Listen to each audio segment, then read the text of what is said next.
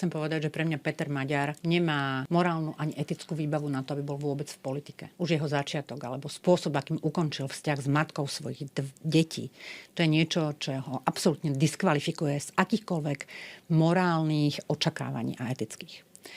Toto nebolo prvýkrát, čo on použil výraz Felvidek. Veď vy to veľmi dobre viete a naozaj, keďže pán Maďar je kolega, alebo bol kolega v EPP, s pani Lexmanovou ja som sa bola opýtať Miriam na ňo a my sme o tom mali veľmi otvorenú debatu.